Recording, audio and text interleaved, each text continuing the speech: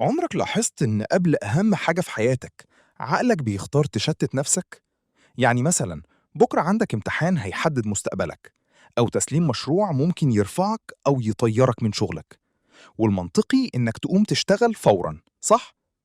بس اللي بيحصل فعلا فجأة بتلاقي نفسك بتقلب في الموبايل أو بتعمل أي حاجة غير الحاجة الوحيدة اللي المفروض تعملها.